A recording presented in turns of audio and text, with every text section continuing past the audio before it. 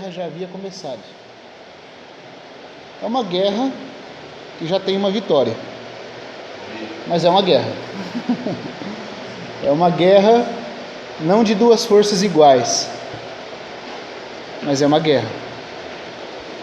E nós, criados por Deus, nós somos criados para que possamos tomar o partido. É muito importante, irmãos, que nós tomemos o partido, porque a hora da provação que há de vir sobre o mundo inteiro. Por que provação? Porque é destinado a provar, é destinado a saber de que lado cada criatura está. As criaturas, elas têm que ter uma decisão. Deus as criou para que tomassem uma decisão. As criou para serem livres e escolherem, porque Deus não é arbitrário, né? Deus é soberano, mas soberanamente Ele decidiu que cada um de nós teria decisão. Então, vamos continuar lendo onde a gente parou no sábado passado. Vamos ir em Gênesis capítulo 6.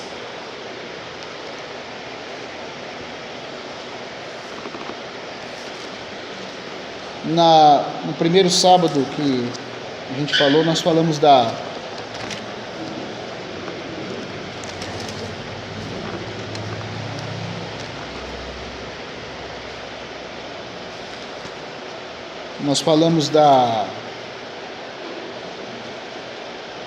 guerra, né? Começando ali no capítulo 2 e mostrando alguns pontos que aparecem no capítulo 1 e também no capítulo 2, né? Já indicando os indícios dessa guerra. E depois nós entramos devagarzinho na última investida, aliás, não na última, né? Mas na investida mais densa das trevas sobre a humanidade criada por Deus. E nós paramos aqui, nem demos continuidade.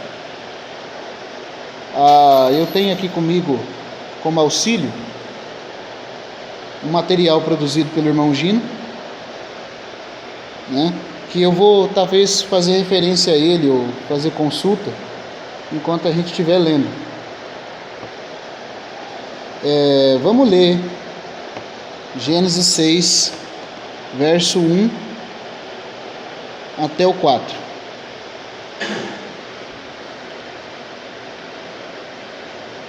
Como se foram multiplicando os homens na terra, e lhes nasceram filhas, vendo os filhos de Deus que as filhas dos homens eram formosas, tomaram para si mulheres, as que entre todas mais lhe agradaram. Então disse o Senhor: o meu espírito não agirá para sempre no homem, pois este é carnal. Os seus dias serão 120 anos.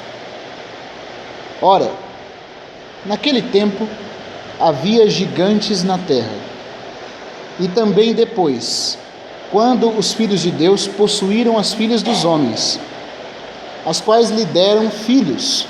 Estes foram valentes, varões de renome na antiguidade. Aqui ocorre nos dias antediluvianos essa investida contra o homem que Deus havia criado e que Deus gostaria que tomasse o partido dele. Mas como nós vimos lá no capítulo 2, o homem abriu a porta para esse mundo louco, e o mundo louco é louco para entrar aonde tem uma abertura, e eles entraram, né? Irmãos, por que eu estou falando disso aqui agora no nosso tempo? Você fala, irmão, qual o proveito de falar disso? Aproveita, irmão, que nós estamos cercados dessas coisas, tanto na esfera espiritual como até na esfera materializada já nesses dias. Eu já falei que eu considero um irmão, somente o irmão Gino, como uma voz profética, né, para os nossos tempos agora. Não é o único, tem muitos outros. Tem um irmão também chamado David Warr e outros irmãos aí que têm profetizado a respeito de Israel e visto profecias se cumprirem e anunciarem. Mas esses irmãos que são atalaias, que estão na torre, né, geralmente não costumam, né, jogar a conversa fora. E o material é farto, se você procurar e pesquisar, para você ver o que está acontecendo nos nossos dias, debaixo dos nossos olhos, e a gente não está percebendo. Ou seja, que Jesus disse que como foi os dias de Noé, seriam os dias da vinda dele, e o que aconteceu lá está acontecendo aqui. É contra esse espírito, contra esses tipos de manifestações, que a igreja tem que estar preparada nos dias do fim, tanto na guerra macro como na micro. Nós estamos falando da guerra no sentido mais amplo, mas depois a gente vai, com a graça do Senhor, ir aprofundando isso até o nível tratado pelo irmão Watmani, pela J.S. Penrose no livro dela, Guerra contra os Santos, e o homem espiritual do irmão Watmani. Mas existe algo mais macro também acontecendo, que nós também precisamos saber, e que já aconteceu nos dias de Noé. O texto começa: como se foram multiplicando os filhos, os homens na terra, e lhe nasceram filhas, né?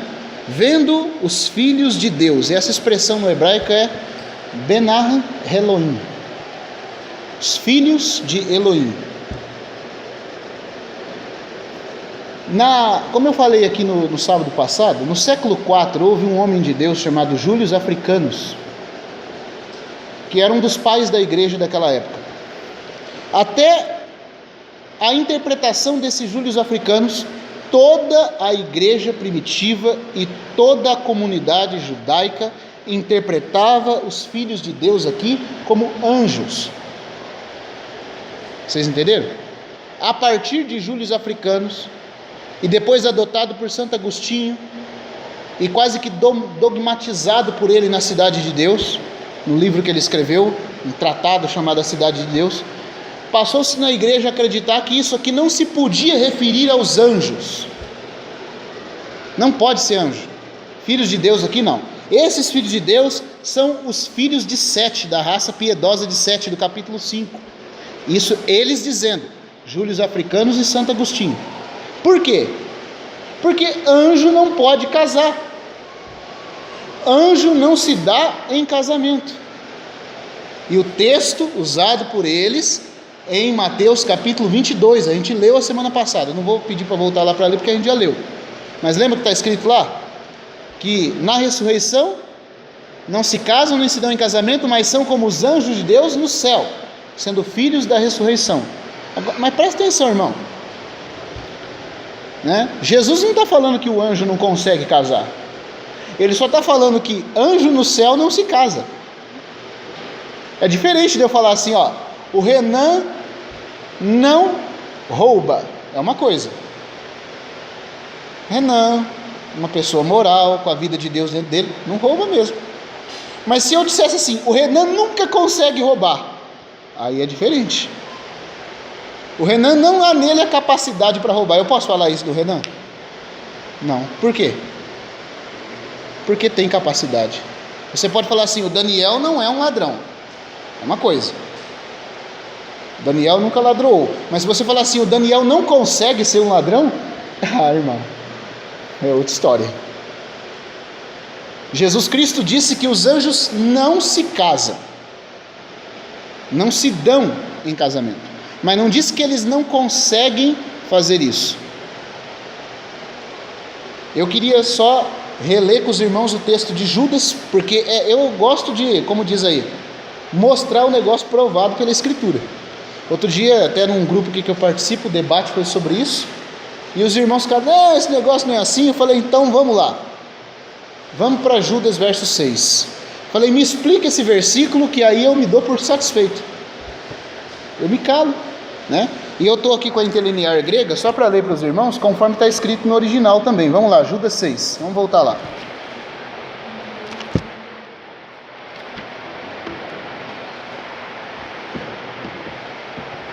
Do lado de Apocalipse.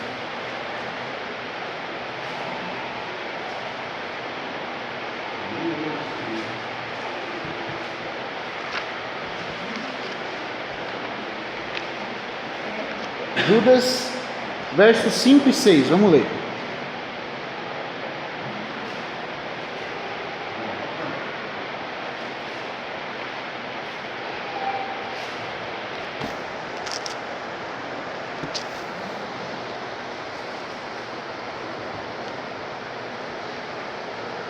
5 e 6.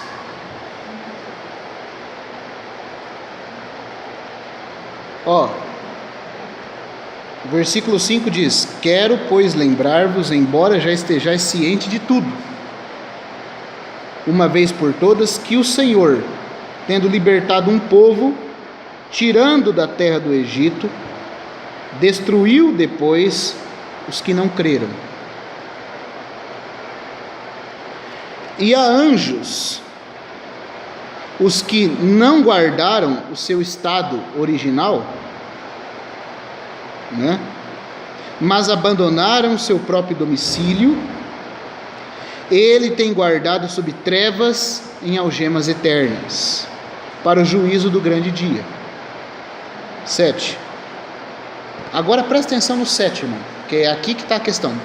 O versículo 6 diz que Deus, quando alguns anjos não guardaram seu estado original, e no grego essa palavra estado original, deixa eu ver como ela aparece, é o seu principado, não guardaram a sua condição original. Aqui fala principado, que é a palavra arquém, não se conservaram como no princípio.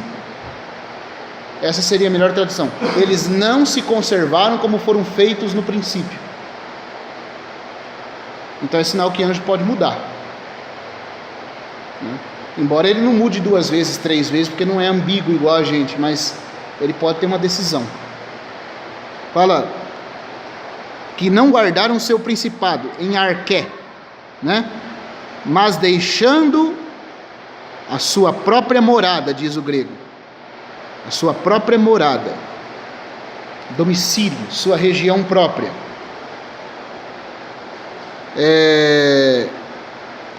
Aí olha o versículo 7 agora, falando de Sodoma e Gomorra. Como Sodoma e Gomorra e as cidades circunvizinhas, que havendo se entregado à prostituição como aqueles. Quem é o aqueles? De quem que Judas vinha falando antes de falar de Sodoma e Gomorra? Dos anjos, né? Outro dia eu vi um irmão até falando assim: essa palavra aí, quer ver, no grego aqui aparece assim,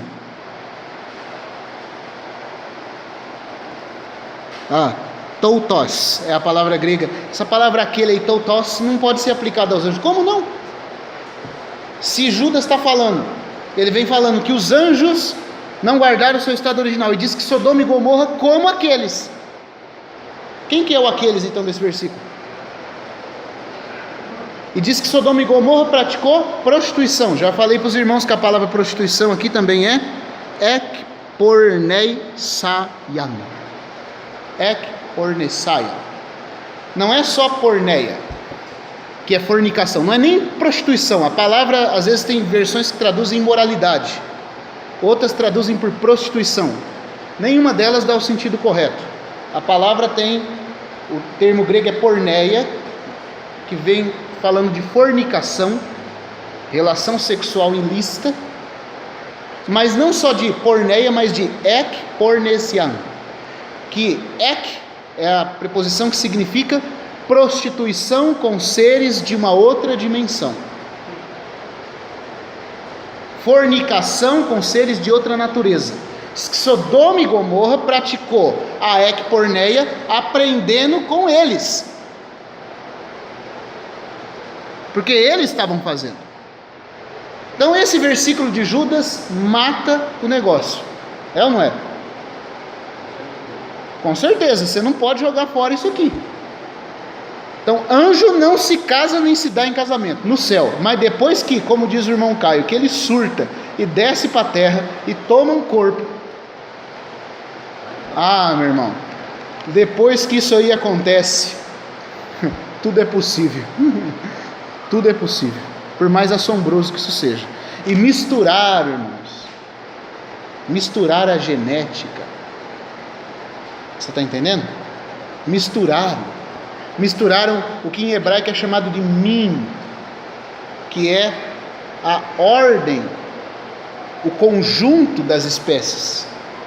Quando Deus fala assim, que as árvores deem fruto cuja semente está nele. A palavra semente é min, que não significa só a semente da fruta, mas significa a genética própria, o conjunto próprio, pelo qual Deus separa cada coisa na criação e dá dignidade própria a cada coisa. Deus é tão cauteloso nisso que Ele proibiu até de semear sementes diferentes junto. Proibiu de fazer roupa com tecidos diferentes, misturando tecido, porque Deus gosta de cada coisa de acordo com a sua própria dignidade e natureza. Isso é muito sério. Isso é muito sério. Parece que não tem nada a ver falar disso com a gente. Mas, irmãos, tudo que começa a misturar a natureza abre porta para esse mundo. Por isso que o pecado do homossexualismo abre porta para demônios. Porque é algo que leva você a pecar contra a natureza. Mistura a natureza. E por isso que quando aparece lá em Gênesis 6, nós vamos ver lá com o tempo. Eu estou dando só umas adiantadas aqui que a gente... É tanta coisa para falar que a gente voa um pouco, sabe? Então a gente volta aqui, vamos devagarzinho depois. Você vai ver que a palavra hebraica usada para Noé era homem justo e íntegro. A palavra íntegro ali é tamim. Ou seja, que não misturou o seu min. Seu min, sua genética não foi mudada. Porque min significa isso, a ordem adequada das coisas criadas, a dignidade própria de cada criatura, porque Deus deu uma dignidade para cada coisa que Ele criou, e proibiu de haver mistura. E as indústrias hoje, luciferianas, das elites do mundo, querem fazer coisas transgênicas, querem misturar as espécies, querem fazer mutação, e querem não só misturar as espécies, mas misturar os conceitos, ideologia de gênero, que a criança pode decidir se ela olhar para si e falar eu sou uma menina, o menino é menina.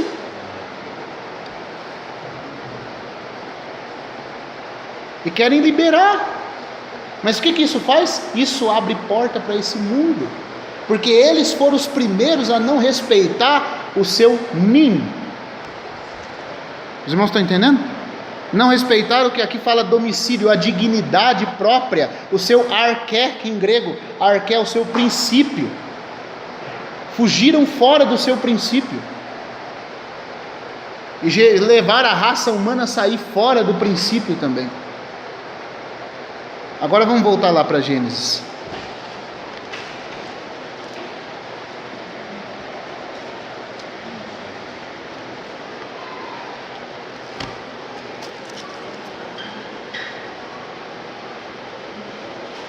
Ó Senhor, Gênesis 6.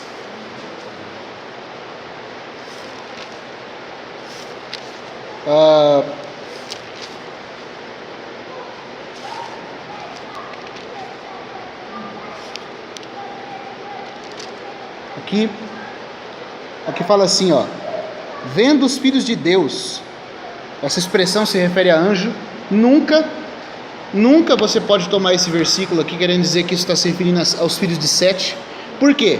O texto de Gênesis e o texto de Jó, com as melhores descobertas arqueológicas, eles são da mesma época. São da época pré-abrâmica. Eles estão se referindo a esse período anterior a Abraão. Irmãos, existe uma conotação nas palavras com o tempo. Na semântica bíblica, quando você estuda aquilo que é chamado de semântica, que é o sentido que cada palavra expressa num determinado momento da história, você não pode violar o sentido que a palavra tem. Isso é o que é chamado de semântica bíblica. É o que estuda o sentido próprio daquela palavra, ou quanta variedade aquela palavra vai ter com o tempo. Agora, por exemplo, hoje, eu não sei que palavra que eu posso pegar em português para dar esse exemplo, né? Mas hoje tem palavras que você usa hoje que antigamente tinha outra conotação.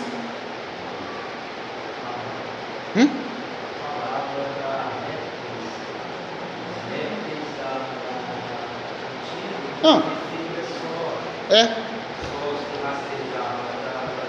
Se referia calango, se referia também aos dragões, a dinossauros, tudo era réptil.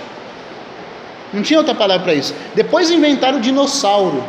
Porque você sabe que a palavra dinossauro significa... Sauron significa inteligente. E dino significa lagarto. Lagarto gigante. Dinossauron, que é lagarto gigante inteligente. Mas a palavra em si, antigamente, era só réptil.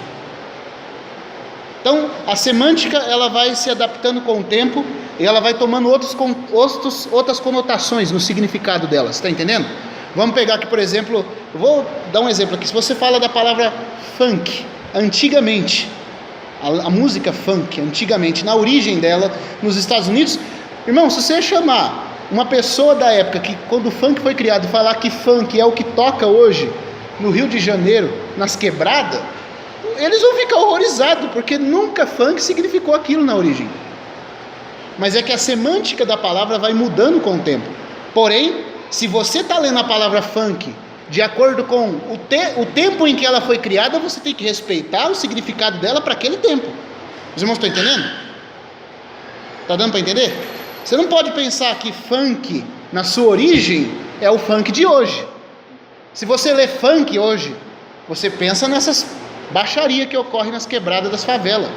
Mas se você pensar em estudar a origem do funk, você vai ver que a palavra funk não era usada nesse sentido. Num tempo antigo ela era usada num outro sentido, num outro estilo de música muito diferente. Então isso é o que a semântica bíblica faz. Ela estuda que conotação a palavra tinha numa determinada época.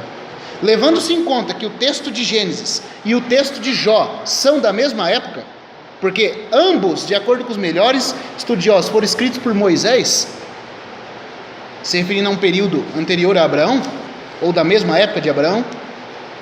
Então, irmãos, a palavra Beni Elohim tem que significar a mesma coisa nos dois textos. Os irmãos estão entendendo? Por que eu estou falando isso? Porque lá em Jó, eu sei que a gente já leu esse versículo, já sabe, mas eu sei que tem irmãos aqui que estão ouvindo, talvez possa estar ouvindo pela primeira vez. Então vamos lá em Jó capítulo 1.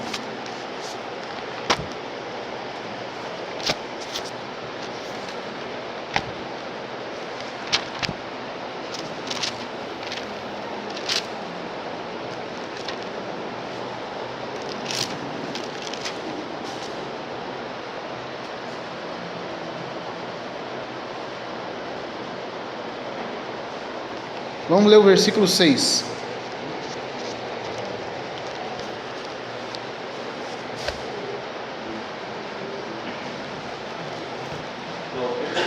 Jó 1:6.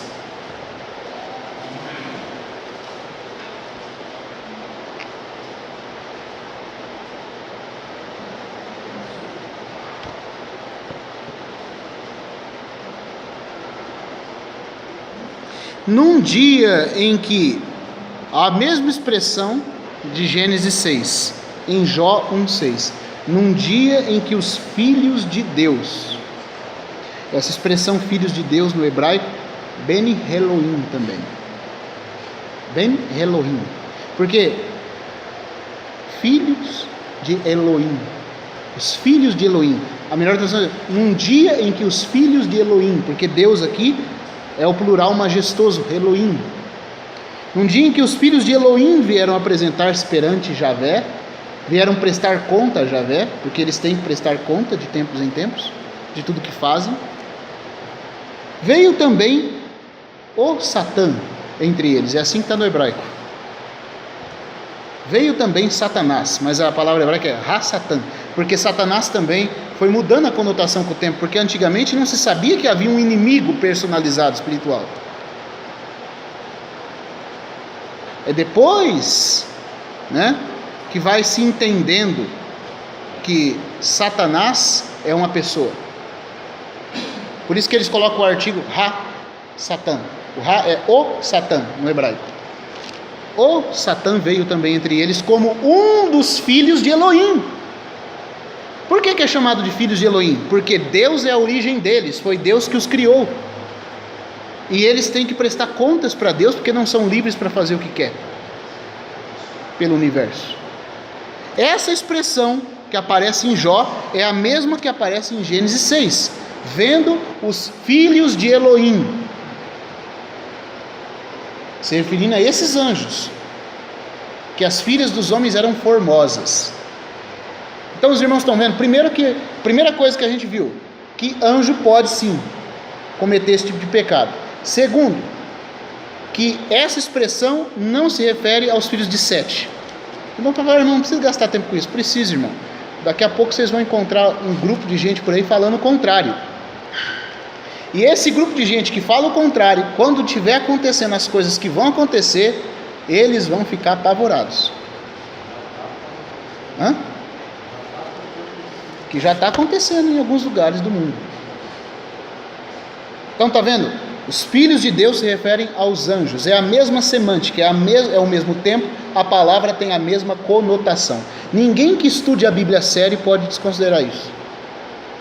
Mas elas não aparecem só aqui. É que eu não quero gastar tempo hoje falando dos filhos de Elohim, porque quando a gente chegar lá na frente, nós vamos ver as reuniões de Javé com os filhos de Elohim.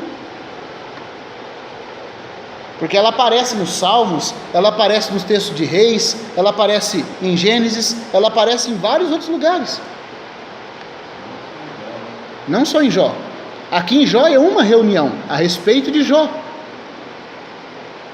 Jó se tornou o objeto da reunião, o assunto da reunião. Irmãos, a nossa vida se tornar o assunto das reuniões nos céus. Já pensou que coisa? Foi o assunto da reunião, foi Jó. Mas aqui está falando desses filhos de Deus. E agora nós vamos ver que esses específicos aqui, os filhos de Elohim, aqui fala assim, o texto hebraico não é nem só, foram se multiplicando os homens na terra e lhe nasceram filhas, vendo os filhos de Elohim, que as filhas de Adão, é assim que está no hebraico, vendo os filhos de Elohim, que as filhas de Adão. Se o texto tivesse falando dos filhos de Sete, eu pergunto, filho de Sete não é filho de Adão? Por que o texto hebraico está fazendo essa diferença também?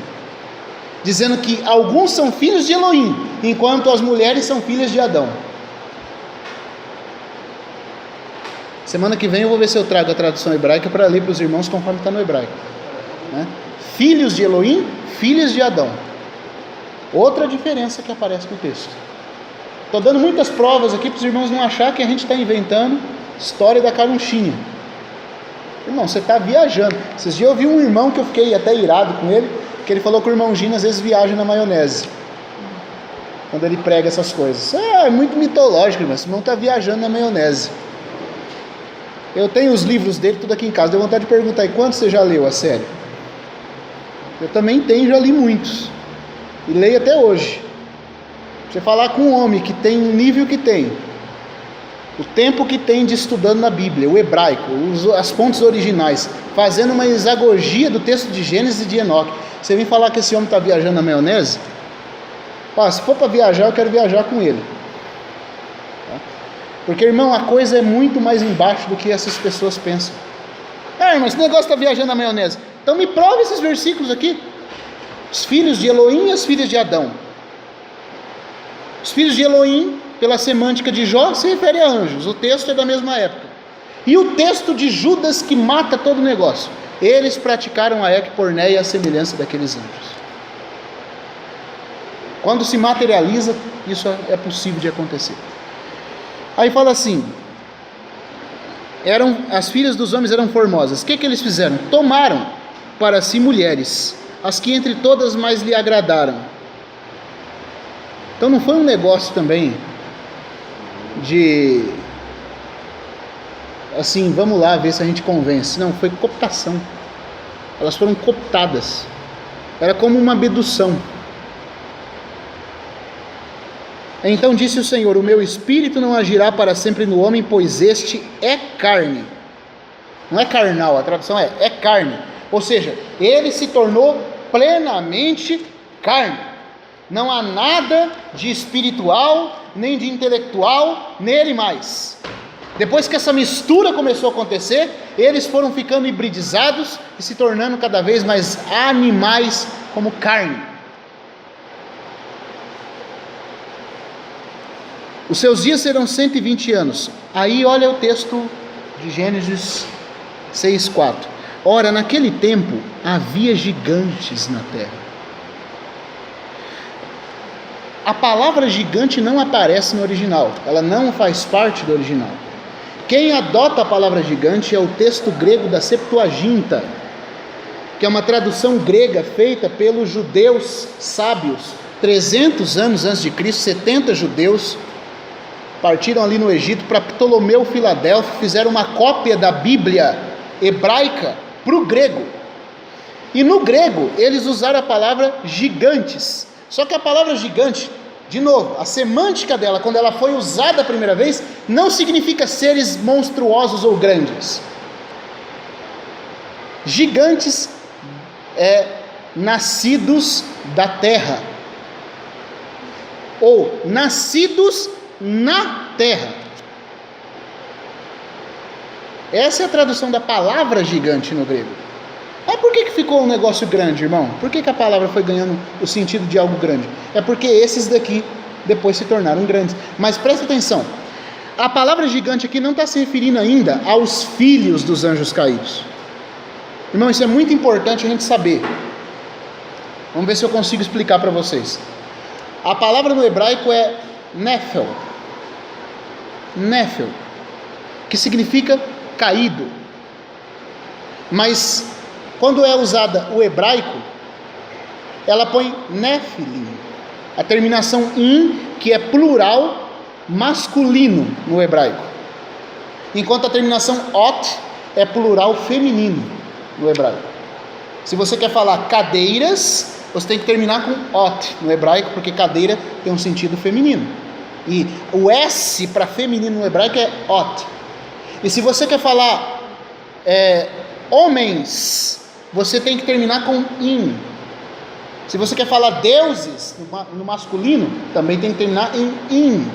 Se você quer falar caídos, porque são masculinos, você tem que falar não Nephel, mas Nephilim, ou Nephilim, os caídos. Naquele tempo, o hebraico diz assim: naquele tempo os Nefilins estavam na terra, não gigantes.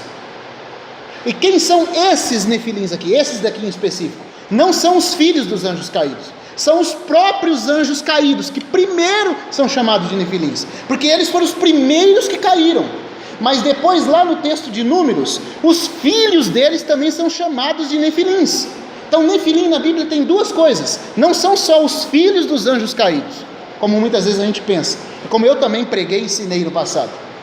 Revisando o material do irmão Gino, ele foi mostrando essa questão. Nefilim significa as duas coisas. Primeiro, você tem que ver aonde que ele é usado. Primeiro, ele se refere aos próprios anjos caídos, porque eles são os caídos, que a palavra nefel é caído, e a palavra nefilim, como é plural, é os caídos. E aí depois, lá em Números você vai ver que, vamos lá em Números 13 agora para os irmãos verem. Aqui já muda a palavra.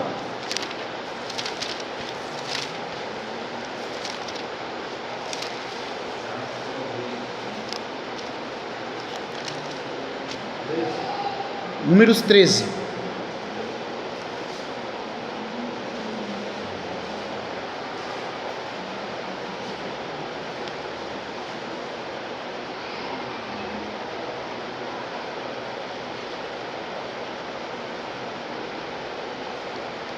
Verso 30 em diante. Então Caleb fez calar o povo perante Moisés, aqui é naquele evento da sedição do povo contra a terra, e disse: eia, subamos e possuamos a terra, porque certamente prevaleceremos contra ela.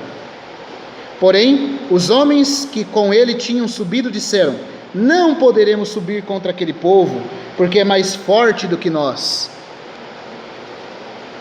E diante dos filhos de Israel infamaram a terra que haviam espiado, dizendo: a terra pelo meio da qual passamos a espiar é terra que devora os seus moradores, e todo o povo que vimos nela são homens de grande estatura. Eram homens de grande estatura. Aí ele vai falar quem são esses homens de grande estatura. É por isso que a palavra gigante, que significa os nascidos na terra, que se referia a os nefilins, que tomaram corpos na terra, por isso que é usada a palavra ali gigante para ele. Gigante, na semântica original, significa nascido ou descendo para a terra. Na verdade, a palavra mais próxima é os que desceram para a terra. Esse é o significado da palavra gigante. Mas visto que os nefilins, filho dos nefilins, eram já monstruosos e grandes, a palavra gigante, que é a mesma palavra para nefel no hebraico, foi usada com conotação de algo grandioso, algo gigantesco no nosso sentido de agora, alto, de grande estatura, entendeu? Mas gigante em si significa que os que desceram para a terra. Esse é o sentido da palavra no original. E está se referindo ao nefel, ao nefilim. Aí ele vai dizer assim: vimos ali homens de grande estatura, também vimos ali nefilins. Presta atenção, não é gigantes aqui o texto grego também é hebraico é nefilim. Também vimos ali nefilim. Os filhos de Anak são min nefilim. Uai, mas se eles já eram, os filhos de Anak não são nefilins? É o que está falando aqui, que eles viram nefilins. Aí diz que esses nefilins eram os filhos de Anak. E diz que os filhos de Anak eram min nefilim, filho de nefilim, semente dos nefilins. Uai, mas se os nefilins são gigantes, quem são os pais deles que são chamados de nefilins? Os anjos. Porque as duas coisas são caídas. Os pais são caídos e a prole gerada deles na terra também são caídos. Portanto, as duas coisas são chamadas de nefilins.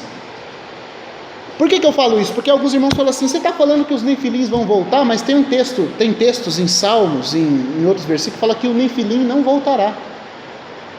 Mas o nefilim que não voltará são esses híbridos. Mas os nefilins anjos vão voltar. É porque tem uma categoria que não volta e tem outra categoria que volta. Os irmãos estão entendendo?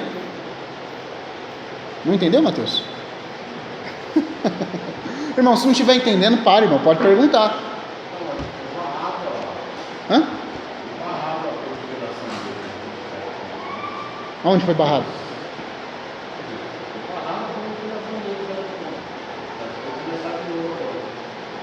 Na verdade, eles nunca foram impedidos se o homem quer estabelecer contato, né?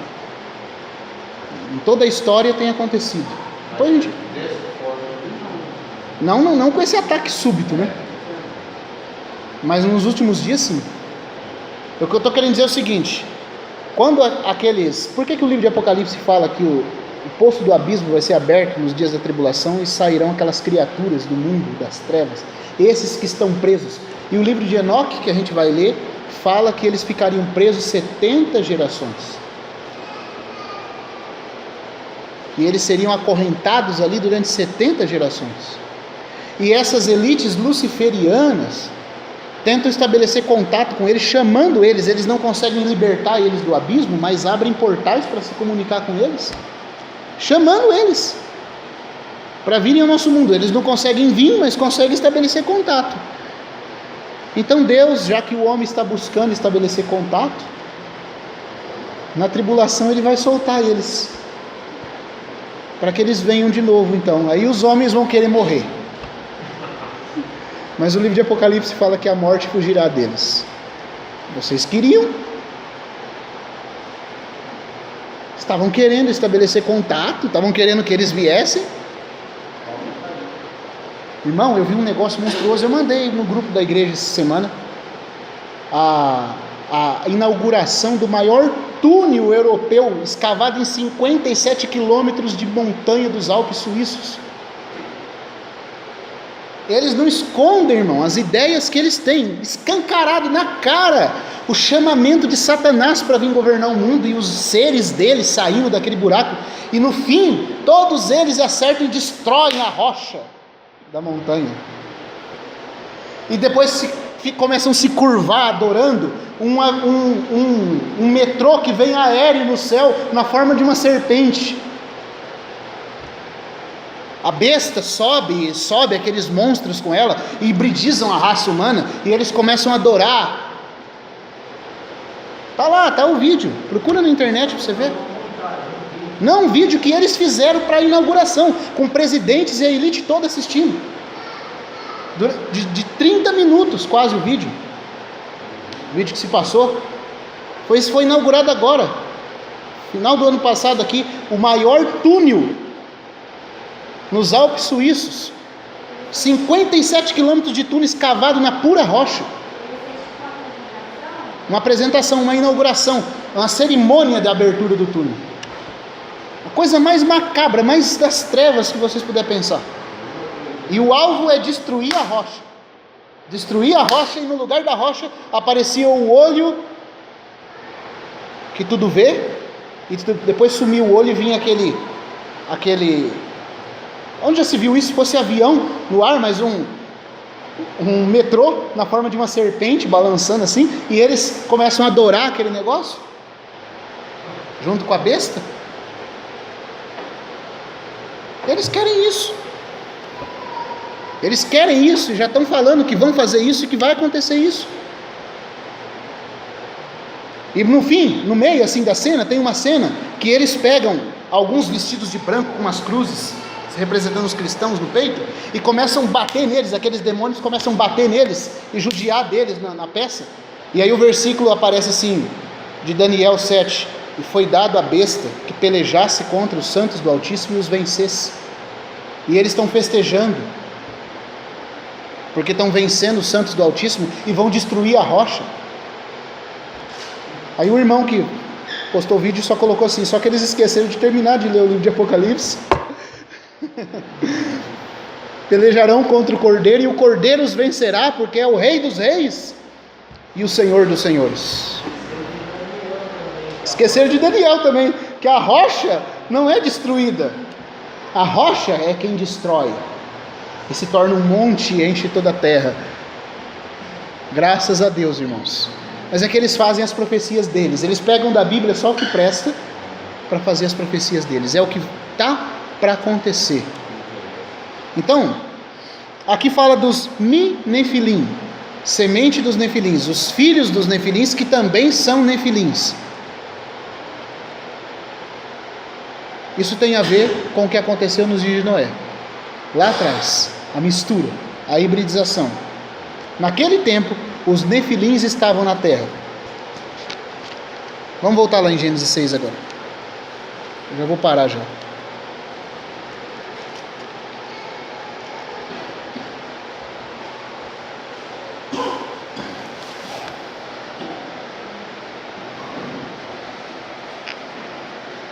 Verso 4. Naquele tempo havia Nefilins, o Nefilim estava na terra, e também depois significa naquele tempo antediluviano, mas o texto está dizendo, porque Moisés é que está escrevendo esse texto, muitos anos depois, dizendo que naquele tempo do dilúvio, eles foram vistos sobre a terra, eles desceram na terra, e também depois quando? Também depois dos dias de Noé. Por isso que você vê uma outra prole deles nos dias de Abraão, nos dias do povo de Israel, nos dias de Davi. Eles estão lá de novo, porque também houve uma segunda investida.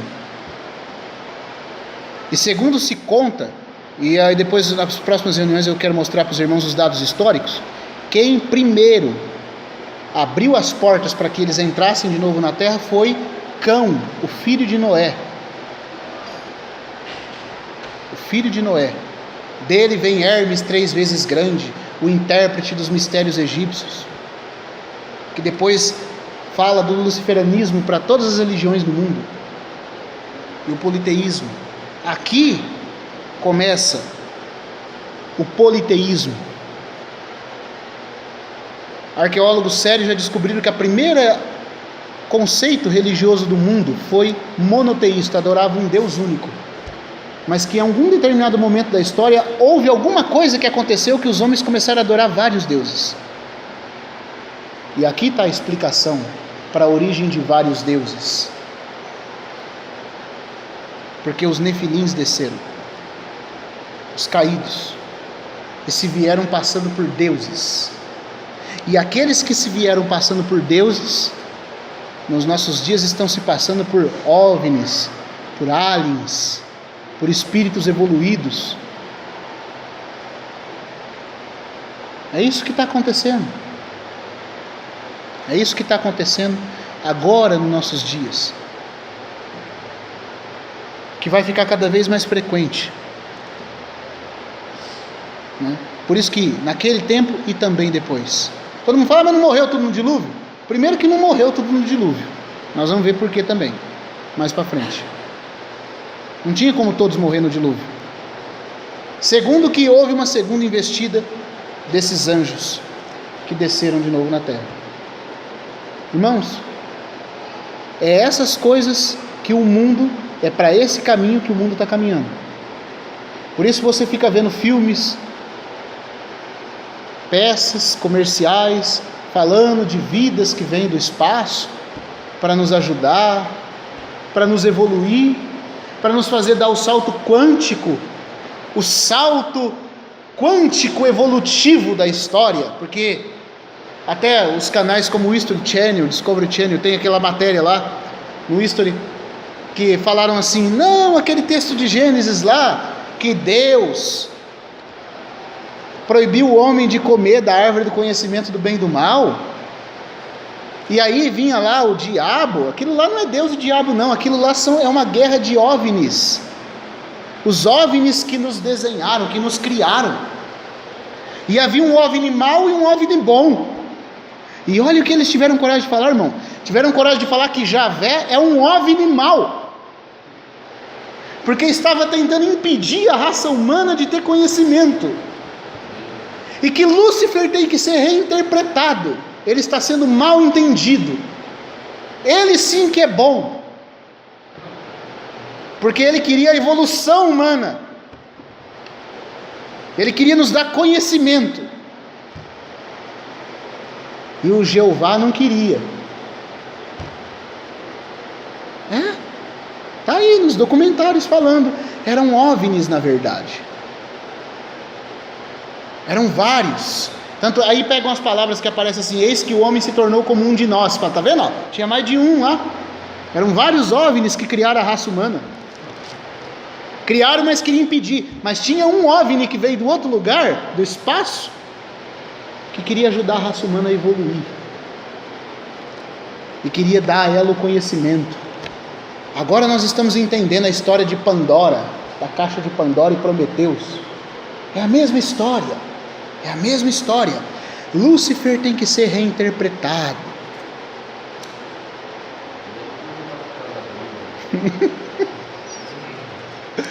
Irmãos, é isso que o mundo está pensando, e estão anunciando nos canais de TV, porque também eles têm feito filmes e documentários, tentando encontrar vida extraterrestre.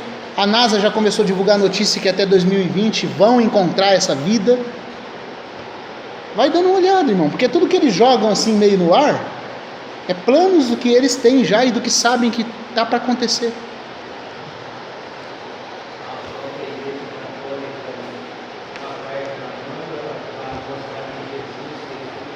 Não, e a Igreja Católica ainda não falou oficialmente, né? Vai falar, mas os grandes pensadores cientistas, astrônomos, têm falado que essa questão dos OVNIs já se sabe que nós não estamos sozinhos no universo. Não estamos mesmo. Não estamos mesmo. O que eu sei é que essa coisa aí não é ET, coisa nenhuma. A outra vida que está pela aí no universo. Mas falaram que aquela aparição do anjo Gabriel para Maria, aquilo lá foi uma visitação OVNI. Que Jesus é fruto de uma abdução. Mas eles estão falando isso. Por quê? Porque no passado eles vieram como deuses, mas agora eles vão vir como a mente humana está acostumada a recebê-los, como aqueles que vão querer nos elevar, nos dar o salto quântico. Isso é o que vai estar acontecendo e vai acontecer. Eu tinha mais coisas para falar, não vai ser possível, o tempo já adiantou ali, já estourou, a gente deixa para o próximo sábado. Mas irmãos, é importante a gente entender isso, porque as filosofias que estão sendo trabalhadas aí na escola, todo o conceito de mistura de espécies, todo o conceito de mistura e hibridização, todo o conceito de clonagem, de nanotecnologia, tudo visa abrir porta para esse tipo de invasão. Não se deixe enganar. Não se deixe enganar. Isso é a guerra macro que está acontecendo. Mas existe aquela do nível micro também. Nós vamos chegar mais para frente, se o Senhor der graça. Vamos parar por aqui. Eu tinha coisas para ler aqui no livro de Enoque. Eu vou deixar para as outras reuniões. Tá? E a gente vai devagarzinho tentando entender tudo isso. Se ficou alguma dúvida, os irmãos me perdoem. Eu quis ajudar. Se não entendeu, pode perguntar depois. Tá? O Senhor abençoe cada um de nós. Pai, muito obrigado. Obrigado pela Tua palavra. Nos edifica, Senhor. Não nos deixe ficar enganados. Nós queremos olhar para Ti e ser salvos. Porque Tu és Deus e não há outro, Senhor. Te pedimos que o Senhor fale ao nosso coração. Que o Senhor edifique a nossa vida e nossa alma. E nos prepare, Senhor, para viver esses tempos finais. Isso não é assunto para apenas especular. Isso não é uma coisa que falamos por curiosidade. Senhor, as coisas estão acontecendo nesse mundo. Livra-nos do maligno. Livra-nos da atuação dos demônios. Nos ajuda a orar uns pelos outros e a aguardar firme o Teu retorno. Em nome do Senhor Jesus. Amém, Senhor.